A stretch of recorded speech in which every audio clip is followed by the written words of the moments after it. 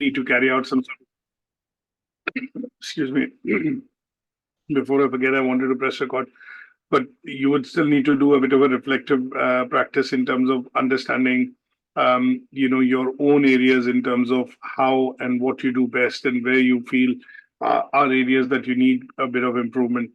Obviously, we'll relate them to some of the theoretical models that we did study, I think in Learning Outcome 1, 2, in Unit 1, which were related to Wojcicki's model, the budgets model, and there's a bit of a passing reference that you will do primarily related to theoretical frameworks when we look at reflective practice in general. And then I think one of the other bits that we want to look at, specifically investigating about, your own area of specialism. In my case, obviously, just as an example, in higher education, it would be a more systematic approach. And there, you would look at things like, obviously, I think in secondary and primary education and also in further education, you have these general practices like teaching observations, peer observations. But apart from that, you would also be looking into going into, cross-checking and monitoring, various areas which are related to delivery and teaching and learning, specifically when you deliver as a teacher or when you start, delivering the content as a teacher, tutor, instructor, whatever you call it, trainer in the classroom. And sometimes what we look at is when we look at the idea of, relating them to some of the pedagogical principles or, the approach in teaching. Here is where we are referring to the methodology or, some sort of methods which have been developed over the years, and they have now become more or less like acceptable standards, which are which is what the teacher needs to practice, or exhibit and practice when they are teaching in the class. So this particular approach, or their particular approach in terms of their teaching style and how it relates to helping or supporting the learners in their journey of learning would be what we are focused on essentially in the first learning outcome. And the problem with the teaching course is that there is very little indicative content which NCFE and some of the others, like even Pearson to a certain extent, I think they do a bit better. They provide in terms of what is all that needs to be discussed or spoken about in terms of your own area of practice. So when we talk about investigation into our own practice in terms of your own area of specialism, it could be far and wide that we can discuss lots of things in it. And this could be related to, in general, where we want to kind of restrict it rather than make it descriptive and generic, is where we follow the pedagogical principles and apply them in our own area of specialism or the area in which essentially you teach. So if I say my area of specialism, strategic management, HRM, and leadership, in your case, you would be looking at an area that you are, obviously involved in day out in terms of teaching, and using these pedagogical practices, you're able to refer to a certain methodology which has been adopted and adapted over the years within the school, and the process that most of you take as teachers to approach the process of learning with learners or deliver learning, in terms of learners to learners using a specific curriculum and, a format in mind would be what we are looking at in general, with relation to learning outcome 1. So can I ask, so when it says be able to investigate practice in your own area of specialism, would that be the subject that I'm teaching or the fact that I work in a SEN school?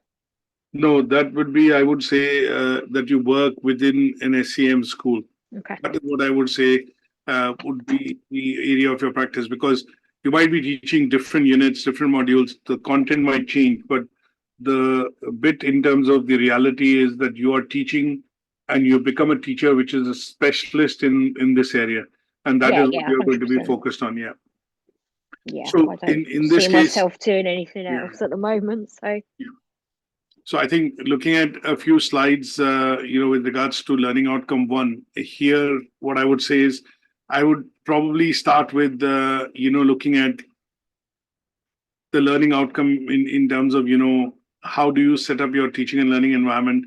Would you look at, who does the observations in the teaching and learning environment that you do, and how would, in some cases, this be related to the pedagogical practice?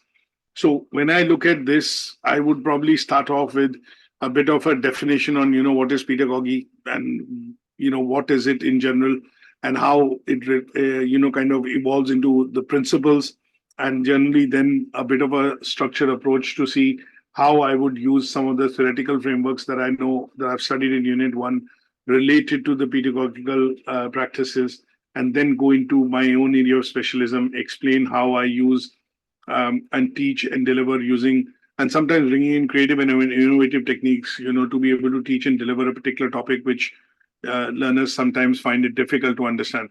So if I look at the definition in general, this refers, I would say, to the approach which teachers take as a process, as a methodology which has been adopted, and they then use that methodology, the practice which has been developed over the years, to further the learning which is being done in a particular environment that you set up, and that will be based on meeting certain curriculum targets, or you'll be teaching not you'll be teaching to certain standards, and they will be defined in the curriculum.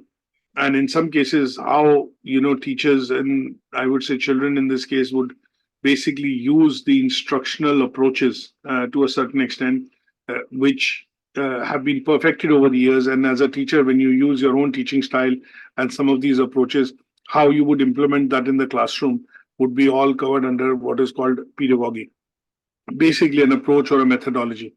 Now, when I look at some of the theoretical frameworks, obviously some part of it is that as a teacher, we are always adapting, always changing, always ensuring that whatever we are teaching, delivering, meets the requirements of our learners, in this case, children, or, students or learners.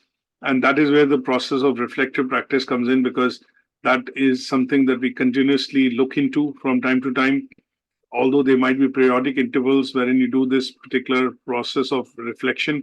But the idea there is to look at incorporating changes that would help you improve in the delivery of the learning outcomes specific to a curriculum, or say, for example, let's say a curriculum or a scheme of work or a lesson plan that you are delivering for a particular term.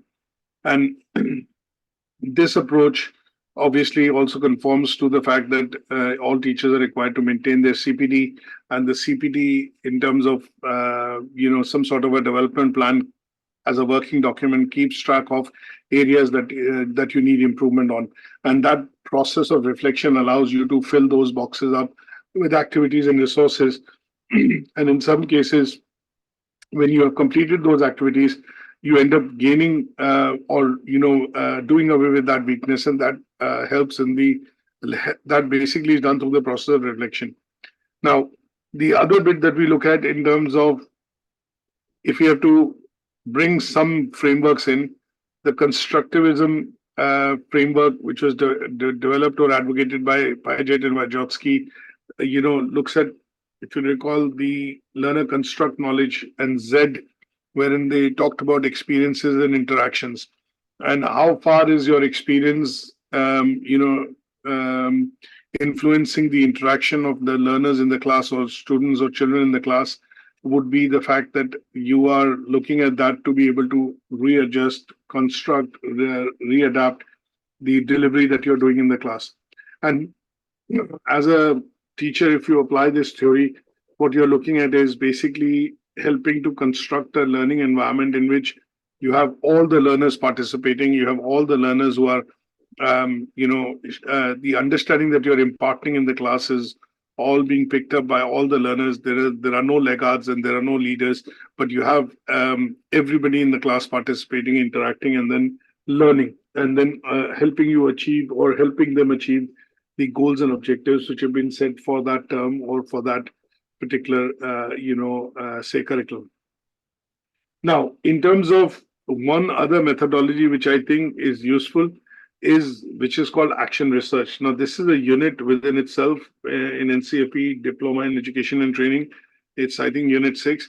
Now, this is a unit which basically, a lot of teachers who have got good years of experience actually do and pick up, is what they look at is in their area of interest or in their field of working, they will pick out a particular area of interest, and that area is what they will look at seriously investigating and researching in order to bring out, say, key findings in terms of why it doesn't seem to be working, or if new approaches or new methodologies need to be developed.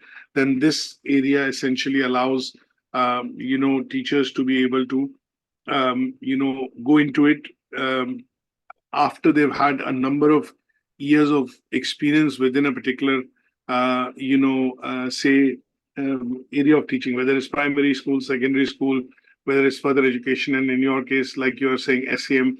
So here the approach would be to carry out studies which are going to be based on activities, and these activities will typically help you come up with newer models or methodologies that can be implemented because they are backed up by research. And this helps in shaping what is called the new learning strategy, and sometimes newer approaches which could be more effective in terms of developing a constructive learning environment for learners. So sometimes we get to see that, if I give you a practical example of this, if I go 10 years back, there was nothing in terms of in the classrooms. There was focus on obviously IT and use of IT within the education, but it was not integrated into the day-to-day delivery that you're doing in the class. Now, if I look at fast forward today's time, and if I look at 10 years might be a short time, but maybe look at 10, 15 years back, it used to be an independent subject, but today that this is a vital skill which is required, and you would need to plan resources and activities which are using IT as one of the as one of the embodiments or one of the requirements to be able to teach and deliver in the class. So when we look at developing newer approaches and improving methods of teaching, what we will do is expert teachers or teachers with a number of years of experience within a particular area would actually carry out what is called action research, and this would be carried out in a particular line of activity, or in particularly, I would say, looking at improving educational practices. And this method, why is it called action research, or is very important, is because it involves action, evaluation, and reflection. So to a certain extent, when we talk about reflective practice, action research tends to combine reflective practice within it, in terms of as a process when you're looking at taking this up and carrying it out as a project, to not just look at what is the current trend or the way in which things are taught and delivered, but also looking at evaluating what could be the better methods or methodologies or processes to do it. And then towards the end, you also are able to do a reflection. So this process of action research helps you gather evidence to be able to implement change in practice itself, which is the teaching practice that if I put it this way, not within teaching, but within teaching as a practice. That means the overarching process in which everything is run within a particular setup. And this research is quite popular, is because it is the nature of this research tends to be participative and collaborative. So you'll have a lot of people would be able to contribute in terms of different views. They will be able to contribute in terms of collaborating with you to discuss approaches which work and what works for them in their class, or what works when they teach and deliver.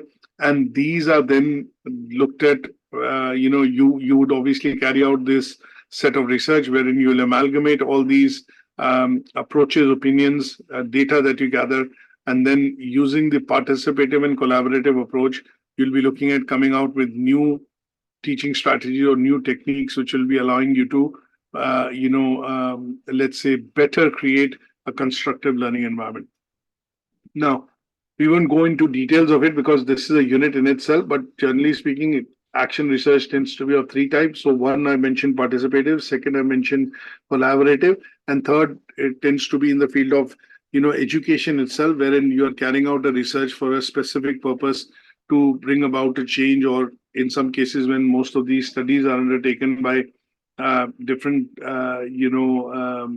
let's say, if off-call was to look at, say, for example, bringing out something like T levels, which were brought out a couple of years back, there would have been a lot of research would have been done, and that research which would have been carried out would have been carried out using action research, because they would have looked at analyzing the current methodology and techniques used to create a constructive learning environment in a class or in a school, and then looking at how these changes which are required with regards to, say, different elements, like technology is one of them, are required to be done. And then towards the end, taking into account a lot of data which could be coming in, from interviews, surveys, and then on the basis of crunching that data and coming out with a newer methodology which will be more fit for purpose in today's context, when we look at teaching and delivering. Now, because these are theoretical frameworks which you can apply to look at improving your own area of practice, there could be bits and pieces that you can apply across from different areas like reflective practice, constructivism, common communities of common practice, which is basically when you're interacting regularly with groups, as teachers normally are a part of certain groups. I know of a website which is called the Teachers website or Teachers site, and that particular website is like, it started off as a blog, and today teachers are on it, to be able to share resources, develop resources, interact, discuss. Twinkle is one such site which is predominantly very popular with nursery or I would say primary school teachers, because it provides a lot of helpful resources, and that could be because you're a part of a larger community, and it allows you to interact with others in that community and able to gain and share best practices. You could look at case studies, which could be obviously done in terms of in-depth data collection, and that could be specifically an approach that we take at higher education. And that's why I mentioned this here, is because if you're looking at improving, say, the user experience of what one of the things that we've been looking at is, just as an example, is the use of AI in improving student experience and marking and assessments and turnaround times.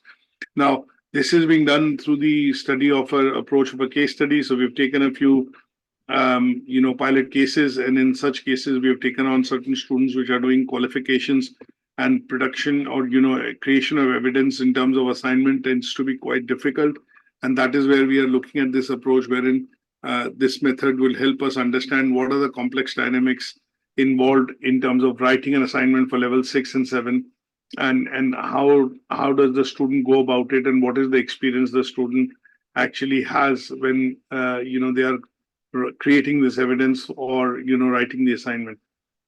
There could be other areas like ethnography, there could be survey research, and some of these can then be used also as approaches wherein you're looking at picking up day-to-day practices or things which are common in your own teaching environment.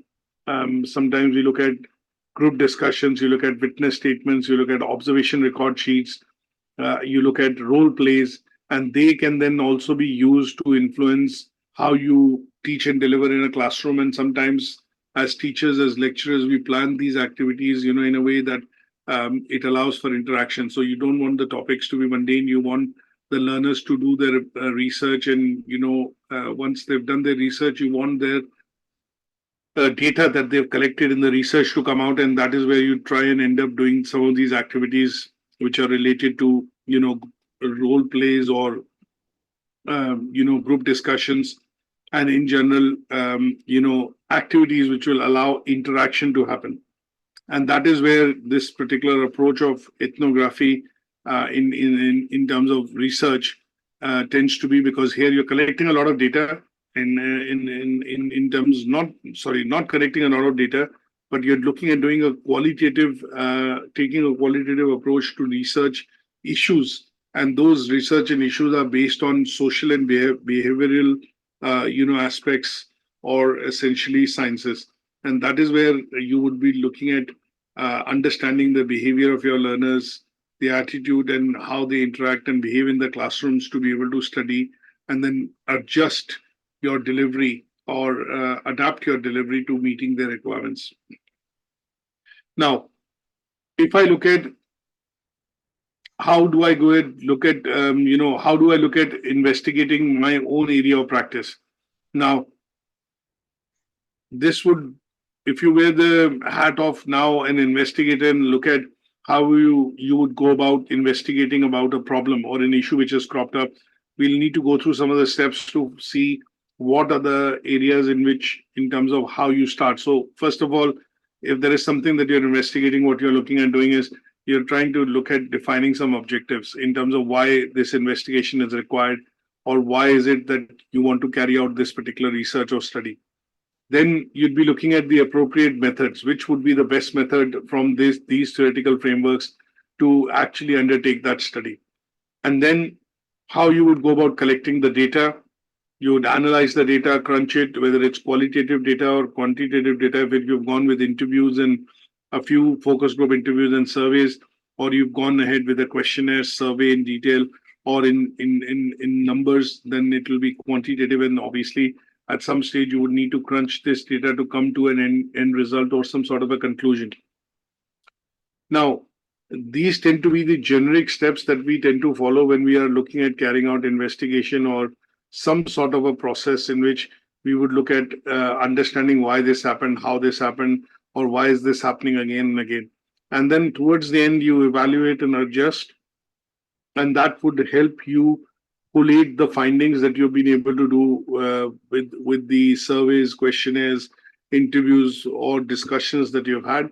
And that would generally inform how you would investigate your own area of specialism. So the idea here is to try and get to a situation wherein, one, we know our weaknesses, we know the threats that we are facing, and how do you mitigate those threats or weaknesses is what you need to arrive at when we look at data crunching or obviously this particular investigation.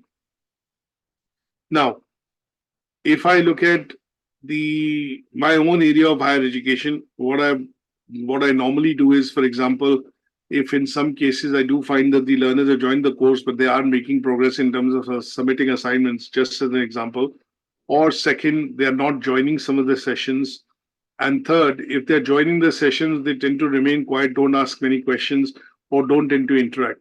Now, this is an area that I would need to investigate. How would this investigation happen in the practical sense? First would be, because there are some teaching observations which are required to be done, what will happen is there is some sort of an insight that I would get when one of my colleagues or somebody who's defined that this person is to do the teaching observation, they will do the teaching observation, and then towards the end provide me some feedback.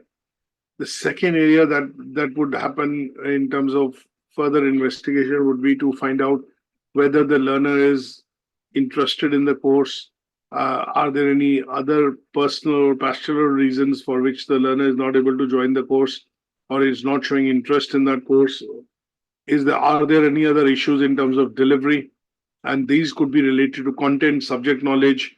It could be related to the aspect of connectivity between the learner and the tutor, and to a larger extent, anything which is an extenuating circumstance which is preventing the learner to, interact and participate in the sessions. It could be a technological issue, which means internet is an issue, or the learner does not have access to the resources that we have provided, or a device is not available. And in such cases, these could be various reasons in which I would be looking at investigating, by going back into some of the theoretical frameworks and also looking at the various steps to see why is it that this is happening. So no interest or non-attendance, or for example, no participation, informs me that there is something wrong in terms of my teaching and delivery. And that is where you would go into this particular bit of investigative, let's go into the investigative mode and obviously try and find out why is it not working. Sorry, that would be the basic area. So is that what I'm looking at in this learning objective, to see something that's not quite right and something that I can improve upon? Is that what we're looking at here? That is correct. So because it says be able to, we are not looking at anything which is already working. We are looking at be able to investigate into an area which is actually not working in your own practice. That is the area that we need to find out. Now, how do we find that out? By looking at various methods. And in some cases, sometimes this comes into us as feedback from somebody who's done your teaching observation or your peer observation, and they clearly see this is an area required for improvement. That is what we need to come to with this particular learning, overarching learning outcome. Now, if I go into, say, some of the assessment criteria which are talking about analyzing the application of pedagogical principles in your own area of specialism. So here, what we need to do is basically look at the principles in general. So when I talk about pedagogical principles, what we need to know is, first of all, what are these principles and what do they mean? Now, there are 12 principles or there are 5 principles or 5 approaches, depending on how you look at it. And these are what the teacher uses to teach and impart or deliver teaching and learning within a classroom. So these 5 approaches that we say, or if I say 12 principles, this is what you need to know, at least in the first assessment criteria. Why are they important? What they are, why are they important, and how they are essentially, applied in your own area of teaching. Now, sometimes we say 5 principles, sometimes we say 6 principles or approaches, but they generally tend to be, the same, because over the years, what has come across and has been widely accepted is basically the approach or the methodology which is used to be able to teach and deliver within a particular setup or a classroom. Now, when we talk about these principles in general, what we are looking at, is that one, we could look at, say, for example, the core 5 approaches. So here I would say 5 approaches. And if I put across, say, a diagram which basically tells us the 5 approaches. So if I just pull this across. So when I talk about these approaches, what we are looking at is primarily what could be the best ways in which you could actually, teach and deliver in a class. So one example of an approach would be, sometimes when we look at getting into a class and we want to start a discussion on a particular topic, what we tend to do is we use a particular approach, and that particular approach could be a problem-solving approach. So what you're trying to do is get the content across, or using an example that you're going to discuss the content on in a particular classroom. What you're going to do is use a particular approach, and that could be a problem-based or problem-based solving approach. The second approach, and these are different approaches that we look at, which allow students to engage, interact, participate, and then learn as a result of the opportunities or the environment that you create and the resources that you provide. Sorry, could I just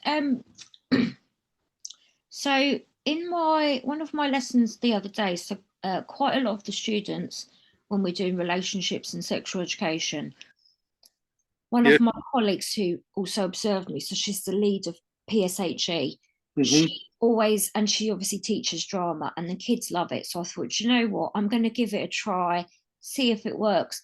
But I think we kind of used quite a few of those different approaches, because obviously creativity, they're, getting into small groups, so they're collaborating, they're communicating, and they're being creative, all in that one kind of lesson. So would that kind of work?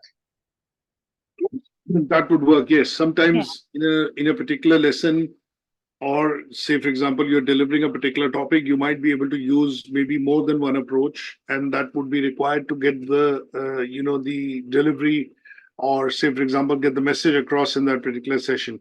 So it could involve all the 4 approaches, 3 approaches, 2 approaches. It depends in terms of what you're essentially delivering on that day and what does the topic require. So you might look at, so if I give you an example here, so if I look at creative approach or critical thinking approach, collaborative or, say problem solving or communication approach. Sometimes we look at different forms of, activities that we conduct. So if we are looking at, for example, problem solving, we would essentially group the learners into some sort of a group and give them a group activity and give them a problem to solve. And that would mean that learners would need to, or children in this case, would need to come together. They would need to understand the problem and then come out with ingenious solutions to be able to, work on it. And in such cases, you will have, group activities or role plays, and that would be maybe an approach that you will pick up, would be a problem solving approach.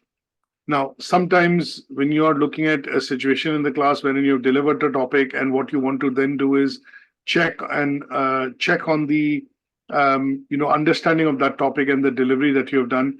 And what you would do in that case would be to give them certain, say, for example, questions or activities to do, or tasks to do, and that would mean that they would need to research, use their knowledge, and obviously a bit of their critical thinking to answer some of the tasks or questions which have been asked. And that would use maybe a critical thinking approach. So in our case, sometimes when we end up doing quizzes after the completion of a session, that would involve, collaboration, and in some cases, creativity amongst different learners to be able to come across to a specific answer. Sometimes you have multiple choice questions and there could be more than one answer which is correct. So in such cases, you would generally see students collaborate and say, hang on, what I'm saying is also correct, what you're saying is also correct.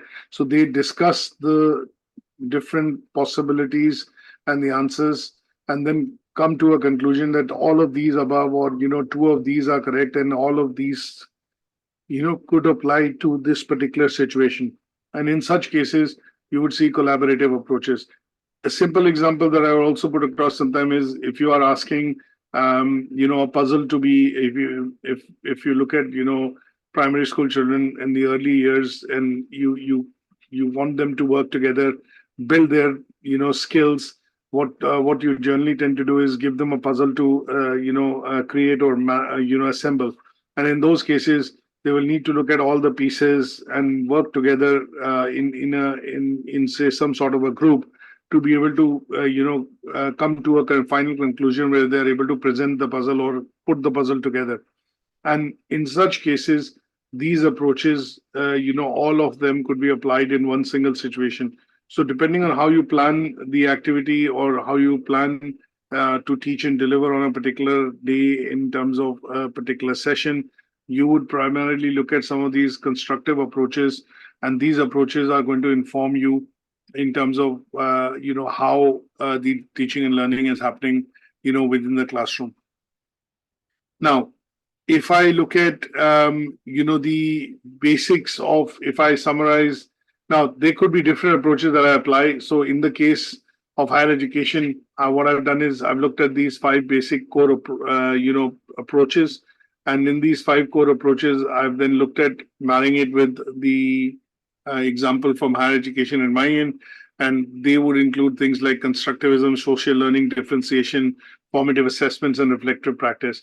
And then what I've done is I've applied this using a business case, which has been given to learners, and they have to then, solve the case study by using some of these approaches. And when they use some of these approaches, they're using all of these principles, which are the 5 or 6 pedagogical principles in general, to be able to, solve that particular problem or complete that particular task, which has been given as an assignment. So a table here kind of summarizes how it can be applied, in my case, to say a business studies or a business case study that I've asked the students or learners to look at, and then how it will impact their learning is what we need to look at from a point of view of the first assessment criteria. So the application of these principles in your own area. Sorry, can I just ask, so when you've obviously applied it to like a business studies, Yeah. so would I apply that to kind of a specific, so I obviously teach PSHE, so would I apply that to just one specific kind of session that I've taught? Yes.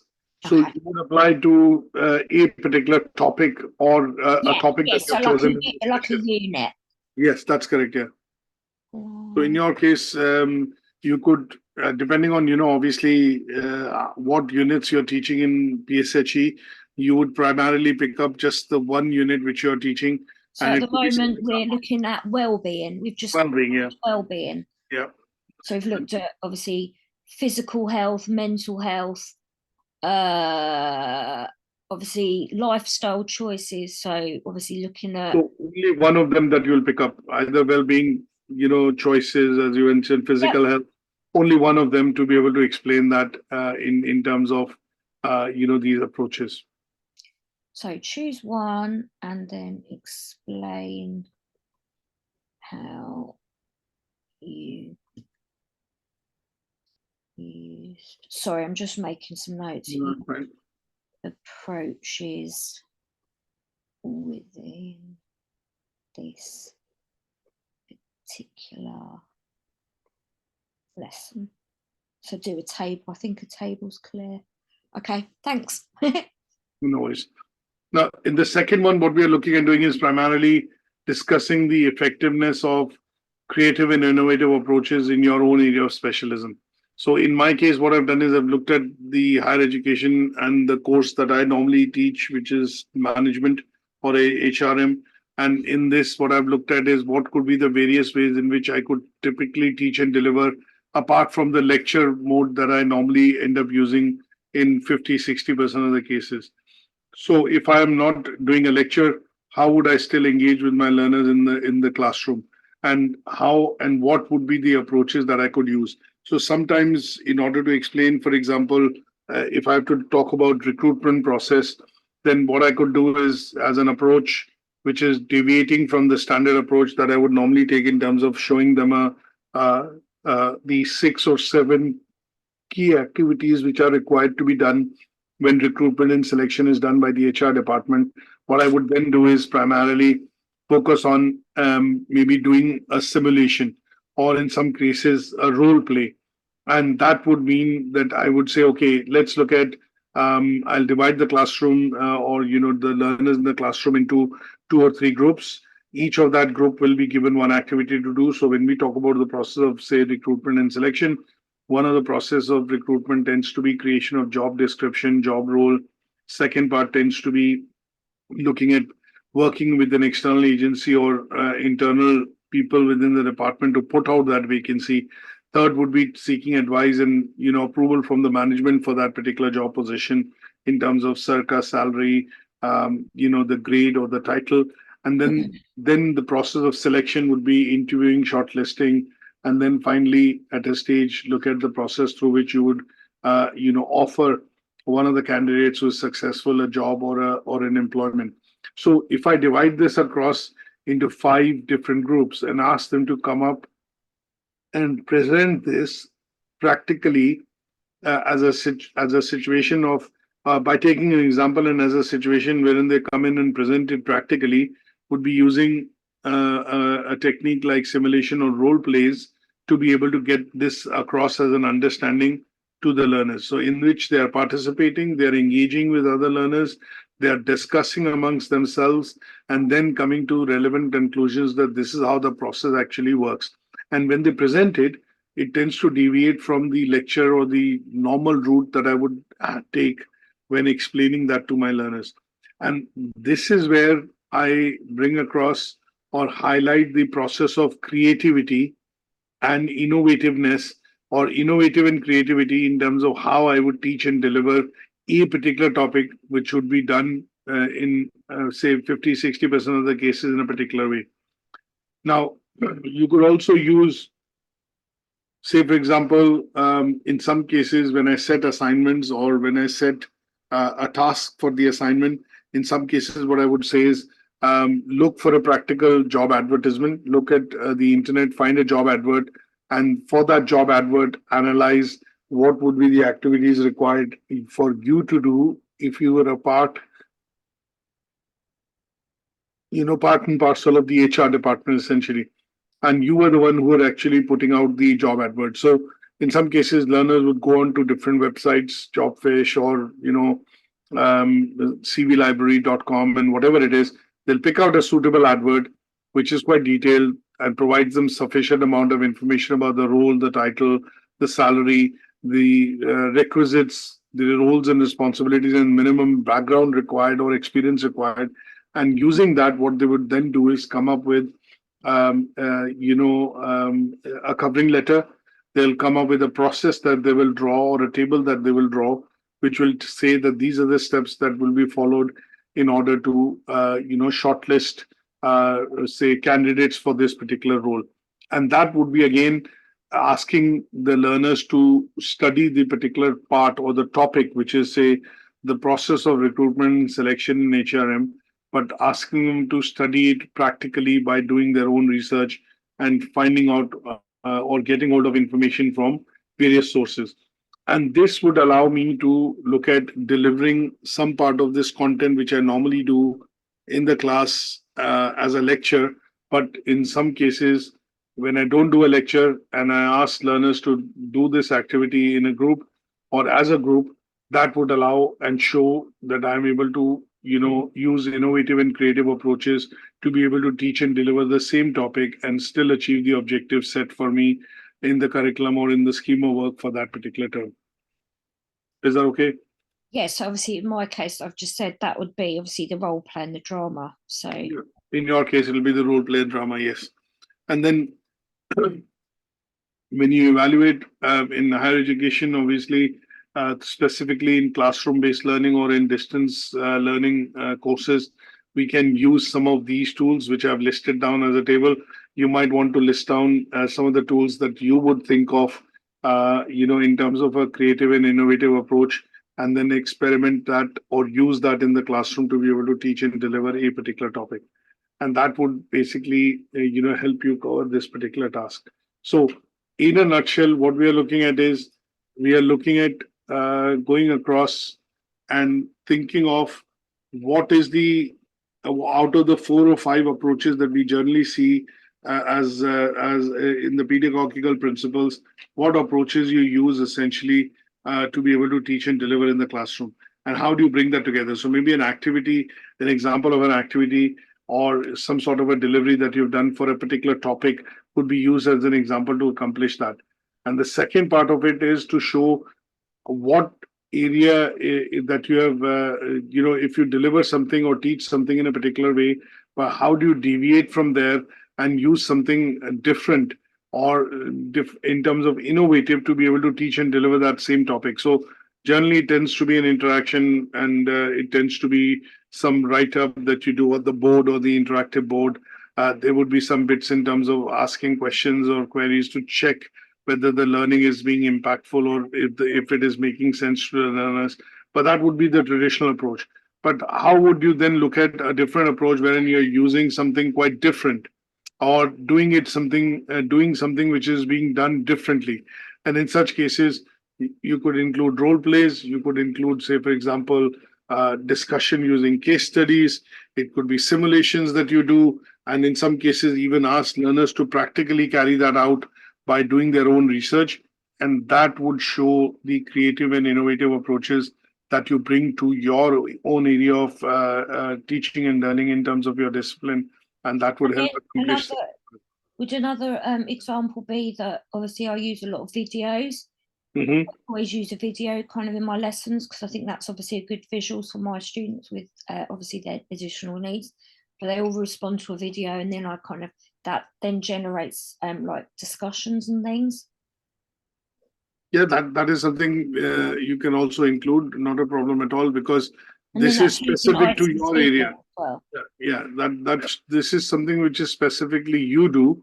And if I sometimes, why do I need to adjust my approach in terms of delivery? Sometimes I will struggle as a teacher, and that struggle could be because I have a few set of learners in the class which are probably not moving at the speed at which I would want them to move, or not have that understanding in terms of prior knowledge and experience, because of which they're finding it difficult to adjust in the class. Now, what that would create is a difficulty for me as a teacher, and I would struggle because I need to get that, say, for example, a particular topic across to those learners as well. And in such cases, what I would then need to do is think of other creative or innovative approaches of how I can get across to them, because they would need maybe some special attention or additional resources, or in some cases, because they do not have prior experience or knowledge, then in those cases, they would need to, bring themselves up in terms of their knowledge and skills. And I would need to provide them some additional reading. And from subsequent classes or sessions that I do, they would then be adapting to the approach and obviously catching up.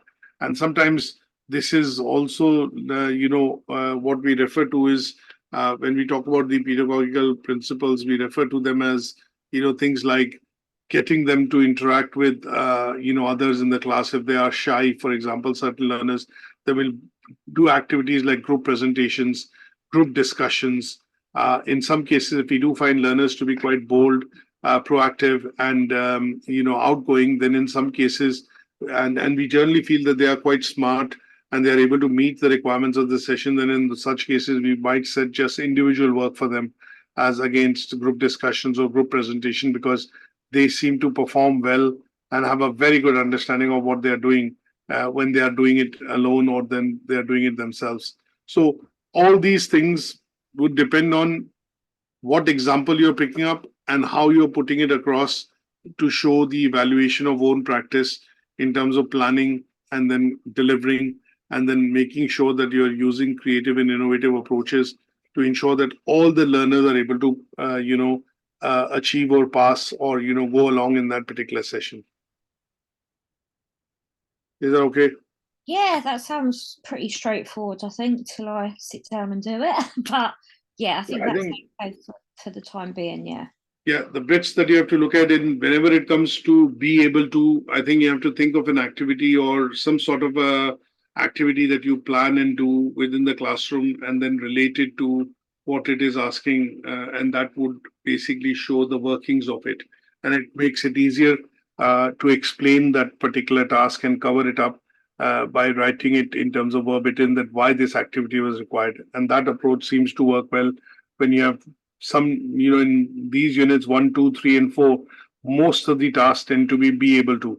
So in such cases, you have to look at practical examples and applications that you need to show by, either resources or activities that you plan in the class, or the way you plan and deliver your sessions in terms of what resources you're using and why they are being used to, teach and deliver that particular topic would become important, and they will help you accomplish or meet that criteria. I just need to decide now what lesson. Yeah. What lesson I'm going to use. What lesson, yeah, and what examples. So sometimes, for me, a creative or an innovative approach a couple of months back that we tried was how do we look at learners participating on quizzes with us when we do. So we show the question on the screen in the presentation, but we use Kahoot as an application to allow them to interact through their phones to give the answer. And they can give their own answers at any given point in time. And as a teacher, then I can, towards the end of the session, collate those answers and obviously discuss that who was right, why did you think about the answer in this way, or why do you think this was correct as an answer. And then you have the logic that you can apply and explain and rebut every or basically give feedback to every learner on why they have chosen that answer and why is that answer correct or not correct, and ask them to think it that way. So sometimes quizzes, PowerPoint presentations, group discussions, asking them to write or create a mind map or a flow chart, and then asking them sometimes to participate in group games or some sort of role play games allows you to bring these creative and innovative approaches across to get the topic across to the learners, or the main bits of the topic across to the learner. But it was interesting because, as I said, when we did the role play on Tuesday, obviously it was the first time kind of I did it, because I don't feel really confident in that kind of area.